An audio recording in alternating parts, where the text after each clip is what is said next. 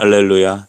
이 아침에도 사랑하는 우리 모든 성도님들 삶 속에 우리 주 예수의 은혜가 함께 있으시길 간절히 바랍니다. 마태복음 26장 1절로부터 16절까지 말씀 중심으로 예수님의 죽음에 연관된 사람들이란 제목과 함께 하나님 말씀을 나누겠습니다. 동일한 사건을 두고 서로 다른 반응을 보이고 있는 것이 26절이죠. 예수께서 하늘 영광을 버리고 이 땅에 오셔서 죄인을 위하여 대신 속죄, 대속의 십자가를 지시기 위한 그 일이 이제 막바지에 이르렀습니다. 십자가를 지시기 이틀 전에 예수님께서는 제자들과도 모여서 얘기하시면서 다음과 같이 말씀하셨죠. 2절에 보니 너희가 아는 바와 같이 이틀이 지나면 6월절이다. 6월절 이틀 전이란 말씀이십니다. 인자가 십자가에 못 박히기 위하여 팔리리라 하시더라. 십자가에 못 박혀 죽으시는 것, 그것은 정해진 일이었고 그것을 위하여 예수님은 예루살렘에 오셨습니다.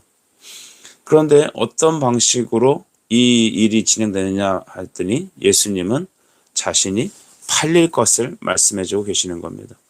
이 팔리다는 말을 파라디도미라고 말하죠. 헬라어로 파라디도미. 즉 어느 편으로 넘겨준다라는 의미입니다. 예수님 자신이 마치 양을 갖다가 털 깎는 목자 앞에서 양과 같이 겸손히 그 일을 지금 당하고 계시는 것이죠. 제자들은 이때까지만 이게 무슨 말인가 했을 것입니다. 그런데 3절에 보니 이 동일한 사건이 이 일이 예수님 말씀하신 일이 있을 때 그때에 다른 쪽에선 다음과 같은 일들이 일어납니다. 대제사장들과 백성들의 장로들 가야바라 하는 대제사장의 관정에 모여 그들은 이렇게 얘기했죠. 예수를 흉계로 잡아 죽이려고 의논했다. 악한 계획을 짜고 있는 것이죠. 어떻게 하면 저 예수를 죽일 수 있을까라고 그들은 회의합니다. 예수님께서 내가 제자들에게 십자가에 죽기 위하여 팔릴 것이다 라고 말하는 그때에 동일한 때 다른 장소에서는 이들이 모여서 예수님을 죽일 것을 계획하고 있었습니다. 마치 시계 태엽이 착착 맞아가듯이 12시를 향하여 시침과 분침이 돌아가고 있듯이 하나님의 계획은 이뤄가고 있었습니다. 그런데 이 제자들은 중에 한 명인 사람, 즉 우리가 알고 있듯이 가룟 유다는 예수님을 팔 것이었고 동시에 백성들의 유대 지도자들은 예수를 죽이려고 모의하고 있었습니다. 극박하게 십자가를 향하여 지금 분위기가 몰려가고 있었습니다. 십자가 앞에 여러분 어떤 이들은 이렇게 주님을 죽이려 오해하고 어떤 이는 여러분 예수를 팔려는 마음이 들어가 있습니다. 그렇다면 이때쯤 됐을 때 또 다른 곳에서는 예수님의 이 일에 대하여 다음과 같이 반응하는 사람도 있었습니다. 그래서 6절, 7절에 있는 한 여인이었죠. 6절의 말씀 보면 예수께서 베다니 나병 환자 시몬의 집에 계실 때에 한 여자가 매우 귀한 향유 한 옥합을 가지고 나와서 식사하시는 예수의 머리에 부었다 이렇게 말합니다. 예수님께서 베다니 시몬 집에서 식사하실 때, 즉 요한복음 11장에서는 바로 이곳에서 잔치가 있었던 것이죠. 요한복음에서 이 사람을 마리아라고 말합니다. 나사로의 형제였죠. 그 여인이 예수님께 와서 향유 한 옥합을 깨어서 부어드렸다는 것입니다. 얼핏 봐서 굉장히 이해가 되지 않는 장면이죠. 잘 식사하고 계시는 주님의 머리에 기름을 갖다 부은 것입니다. 이 기름은 굉장히 비싼 기름이죠. 우리 요한복음 11장에서는 이 당시에 이 기름의 값이 300데나리온에 해당한다고 합니다. 이 얘기는 가룟 유다가 한 말인데요. 역시 유다는 이 머리 셈에는 굉장히 빠른 사람이었습니다. 이 300데나리온, 굉장히 높은 돈이죠. 성인 남성이 1년 동안이나 돈을 꼭박 모아야지만, 하나도 안 쓰고 돈을 모아야지만 모을 수 있다는 돈이라고 합니다. 그 엄청난 양의 값진 기름을 예수의 머리에 부은 것입니다. 우리의 눈에 보기에는 참 이 무례한 행위 같이 보이기도 하고, 당시에 그렇다면 이 제자들은 어떻게 반응했습니까? 8절입니다. 제자들이 보고 분개하여 무슨 의도로 이것을 허비하느냐 했습니다. 다들 굉장히 분노했다고 합니다. 왜냐하면 비싸니까요. 머리에다 이걸 부으니까 제자들은 깜짝 놀랐습니다. 야, 저 돈이면 300데나리온인데. 겉으로는 가난한 사람을 위하여 그들을 도울 수 있었겠다. 저걸 팔면은 예수님께 부어버리면 끝나지만 이걸 갖다 가난한 사람들을 왜 팔았으면 얼마나 많은 사람들을 구제할 수 있느냐 하며 분개했던 것입니다. 그러나 여러분, 요한복음에서는 바로 이 말을 한 사람이 유다였고, 유다는 도적이라고 합니다. 돈꾀를 맡은 이제 회계로서 중간에 슬쩍슬쩍 돈들을 챙겼던 것을 다 주님은 알고 계셨습니다. 그래서 저 돈이면 내가 정말 짭짤하게 한 천 잡을 수 있었는데 저걸 갖다가 내 것이 될 수 있던 저거를 지금 예수님의 머리에 붓고 있다는 겁니다. 아마 당시에 있었던 모든 사람들의 마음에 이런 마음이 있었는지, 또 그들이 어떤 생각을 해서 이런 말을 하는지 잘은 모르겠습니다만, 한 가지 중요한 것은 그들은 눈으로 봤을 땐 낭비한다고 생각하는 겁니다. 이 여자의 행위는 누가 봐도 낭비하는 것처럼 보입니다. 그들의 생각과 말은 이성적이고 합리적입니다. 그렇다면 예수님은 이 일에 대하여 어떻게 설명하고 계실까요? 우리 세상 사람들은, 교회 밖에 있는 사람들은 성도들을 보며 굉장히 어리석은 사람이라고 말을 합니다. 예수쟁이들은 정말 못 말린다. 특별히 열심히 신앙생활하고 주님을 위해 애쓰시는 분들을 보면 혀를 차는 사람도 있습니다. 저렇게 인생을 낭비하다니. 주일날 저렇게 쉬지 않고 가족들하고 놀러도 안 가고, 물론 놀러 다니는 사람들 많이 계시지만 주일에 시간 낭비한다라는 것입니다. 저 시간이면 공부를 해도 얼만큼 할 수 있고, 저 시간에 돈을 벌면 얼만큼 벌고, 저 시간에 내가 나의 여가를 위해서, 나를 위해서 일주일에 한 번밖에 없는 저 황금 같은 주일을 저렇게 보내다니. 헌금은 어떻습니까?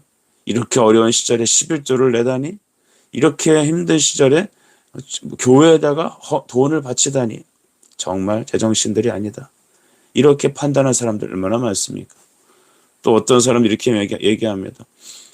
인생은 자기 것인데, 나의 인생인데 도대체 하나님이라는 그 신에 붙들려 어리석게도 자기의 인생을 하나님을 위해 산다라고 말한다니, 저런 사람들은 정말 못 말린다. 기독교인들의 정말 믿음으로 살아가는 사람들의 인생을 낭비하는 세월로 봅니다. 여러분, 주일 성수가 낭비입니까? 주께 예물을 드리는 것이 낭비입니까? 나의 인생이 그리스도의 것이라는 것, 나의 자식이 나의 소유가 아닌 하나님의 기업이라는 사실을 여러분은 믿고 있지 않습니까? 그런데 주님과 상관없는 사람들의 눈에는 이 모든 일들이 다 낭비하는 일들로 보입니다. 우리의 분노를 사는 일들이죠. 바울은 골로새 3장 1절에 다음과 같이 말합니다. 그러므로 너희가 그리스도와 함께 다시 살리심을 받았으면 위의 것을 찾으라. 거기는 그리스도께서 하나님 우편에 앉아 계시느니라. 아멘. 위의 것을 찾으라. 만약 너희가 그리스도와 함께 다시 살림을 받았다면, 우리가 예수 그리스도와 함께 그의 십자가의 보혈의 은혜로 다시 새 생명을 얻은 존재라면 우리는 당연히 위의 것을 찾을 수밖에 없습니다. 그것은 우리의 영적인 시선이 주님께만 가 있다는 거죠. 마음이 콩밭에 가 있다, 그 말 있죠. 함께 이 자리에서 뭘 해도 항상 마음은 그곳에 가 있는 겁니다. 항상 누구와 같이 있지만 나의 마음의 중심은 항상 그분에게 있는 겁니다. 여러분, 그분이 예수 그리스도입니다. 예수님의 제자들은 그 여인의 겉모습만 봤습니다. 우리 주님은 그 중심을 여러분께 들어보고 계셨죠. 제자들이 하는 그 말도 왜 그런지 그들의 중심을 주님은 아셨습니다. 10절에 보니까 예수께서 아시고 그들에게 이렇게 말씀하십니다. 너희가 어찌하여 이 여자를 괴롭게 하느냐? 그가 내게 좋은 일을 하였느니라 하셨습니다. 예수께서 아시고 여러분, 제자들의 흑심도 아셨습니다. 유다의 그 간탁한 마음도 아셨습니다. 여인의 그 충심, 주님을 뜨겁게 사랑하는 그 마음도 하셨습니다. 물론 여인이 기름을 부은 거에 대해서 주님은 해석하셨지만 당사자에게는 우리가 물어보지 않았죠. 천국 가면 물어보면 되겠습니다. 중요한 것은 그 여자는 왜 그랬을까요? 그 여자는 주님을 뜨겁게 사랑함으로, 주 예수밖에 나에게 더 소중한 것이 없으므로, 내가 갖고 있는 가장 소중한 것, 바로 결혼을 위해서 예비하였던, 결혼 비용으로 삼았던 그 기름을 깨뜨려 그 머리에 부었던 것입니다. 그렇게 하고 싶었던 것이죠. 주님을 위해서 내가 무엇이든지 드리고 싶었습니다. 내 생명보다 더 귀한 주님께 내 모든 걸 드리고 싶었던 것입니다. 오늘날 우리의 예배가 이렇게 옥합을 깨는 예배인지 점검합시다. 주님께 기도하고 주를 위해 산다고 하고 주를 위해 목회한다고 하고 내가 집사요, 내가 권사요, 내가 하나님의 성도라고 부르면서 나는 나의 시간을, 물질을, 나의 인생 전부를 주님께 나의 중요한 옥합을 깨뜨리고 있습니까? 어떤 사람은 자식이라는 옥합을 깨뜨리지 못하고 그것을 전전긍긍하고 있어요. 여러분, 찬송가 94장을 말하고 있습니다. 주 예수보다 귀한 것은 없네. 나의 자존심보다, 나의 자식보다, 내가 하고 있는 내 인생에 가장 가치 있다고 생각하는 모든 일보다 우리 주 예수보다 귀한 것은 없습니다. 주님은 말합니다. 그가 내게 좋은 일을 하였느니라. 좋은 일을 하였느니라. 이 칼로스라고 하는 좋은 것이라는 것은 하나님 보시기에 합당한 일을 말합니다. 주님의 뜻에 순종하는 것이죠. 오늘 이 여인은 예수님께서 십자가를 이루시기 위해서 지금 행하고 있는 일주일 동안의 시간에 그의 모든 것을 깨뜨려 드림으로 하나님께서 기뻐하시는 그 일을 감당했습니다. 또한 예수님은 제자들에게 왜 그녀가 하는 일을 괴롭게 하느냐라고 책망합니다. 여기 괴롭게 한다는 얘기는 코포스라고 합니다. 힘 빠지게 만드는 거 있죠. 그의 헌신을, 그의 예배를, 그의 사랑에 김을 빼는 겁니다. 우리 주변에 이러한 사람들이 종종 있을 수 있습니다. 옆에서 김 빼는 사람들이 있죠. 저는 어떤 분들이 이런 얘기하는 걸 듣고 참 마음이 씁쓸했습니다. 교회를 처음 나와서 은혜 받고 정말 예배 때 앞에 나가서 기도하고 정말 예배 전에 나와서 성경을 찾고 정말 주님을 향해서 뜨거운 마음으로 예배드리고자 정성을 다하는 그 모습 속에서 뒤에서 이렇게 얘기합니다. 쩌쩌, 야, 나도 한때는 저랬지. 처음엔 다 그래. 처음엔 다 그러는 거야. 그런데 그럴 때가 있지. 너도 좀만 시간 지나봐라. 나 같아진다. 여러분, 이거 김 빠지게 하는 일 아닙니까? 열심히 하지 마. 너무 교회 일에 깊이 발 담그지 마. 이렇게 말하는 사람이 있다면 좀 물어보고 싶습니다. 당신은 옥합을 깨고 있습니까? 여러분, 우리가 은혜에 대해서는, 성령 충만하게 대해서는 과거형이 되지 말아야 합니다. 날마다 옥합을 깨는 그런 현재적인 주님의 사람이 되길 바랍니다. 이제 11절은 주님께서 그 제자들에게 이렇게 말합니다. 그래, 너희가 가난한 자들을 위해서 이걸 팔아야 된다고 얘기했냐? 11절에 보니까 가난한 자들은 항상 너희와 함께 있지 않느냐? 하지만 나는 항상 너희와 있지 않는다. 나는 항상 함께 있지 아니하니라. 이렇게 말씀하셨죠.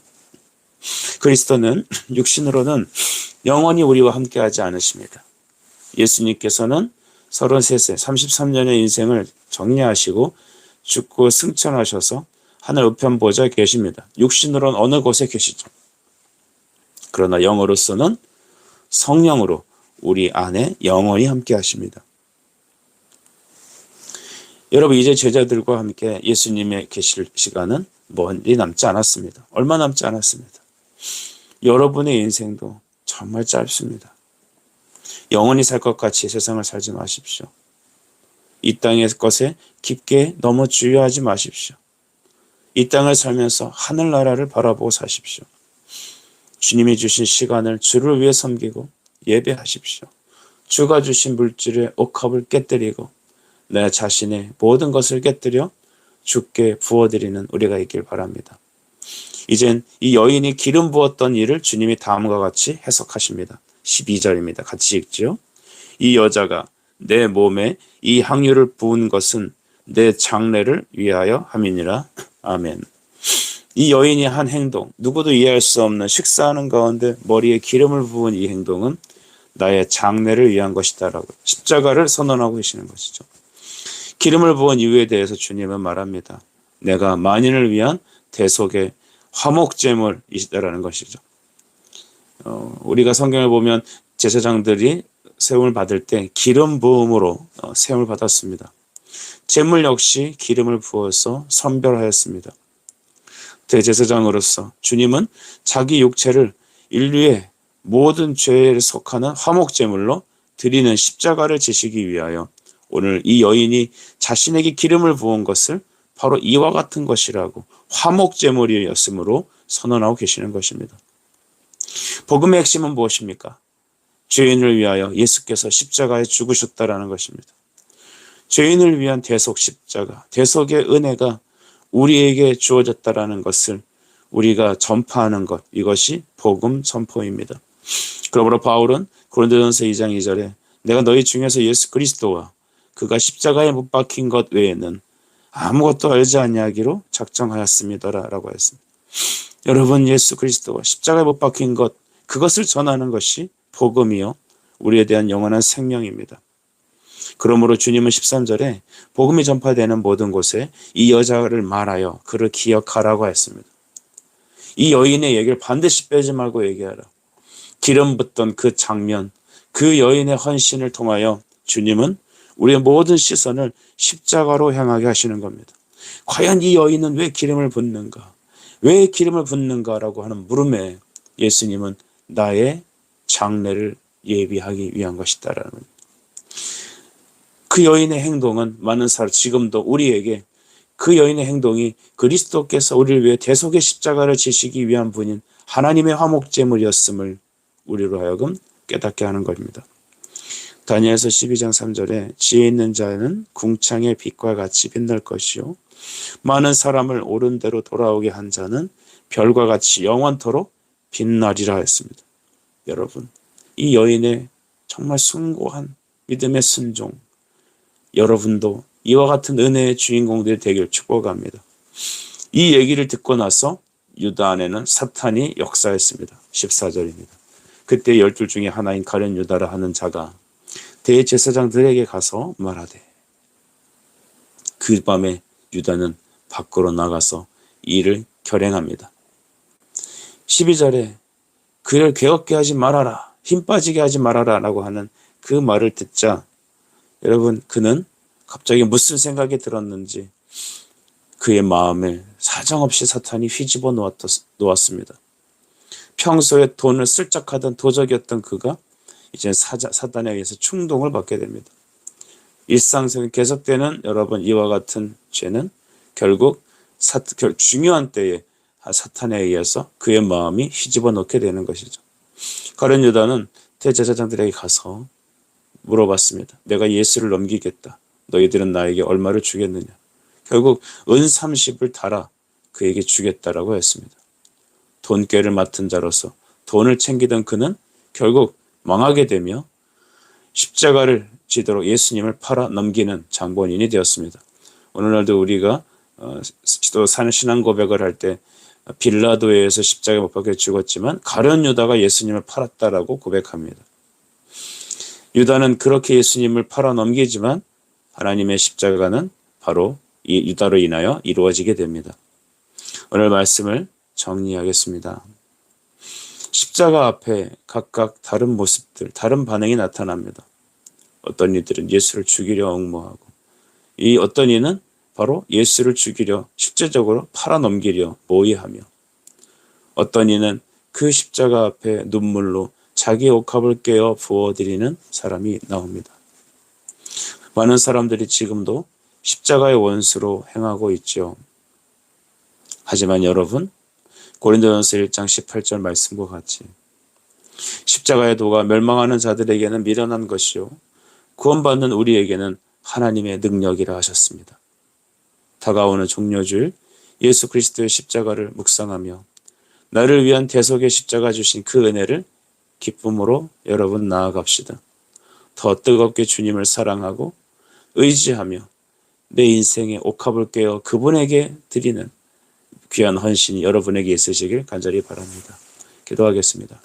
사랑과 은혜의 주님, 너와 같은 죄인을 위하여 대신 십자가 지시고 골고다 언덕길에 올라가시는 그 주님, 그 예수의 십자가를 나의 것으로 받고 감사하며 자랑하며 나의 옥합을 날마다 깨는 예배자가 되길 원하오니 주여 은혜를 내려 주시옵소서. 예수 그리스도 이름으로 기도하옵나이다. 아멘.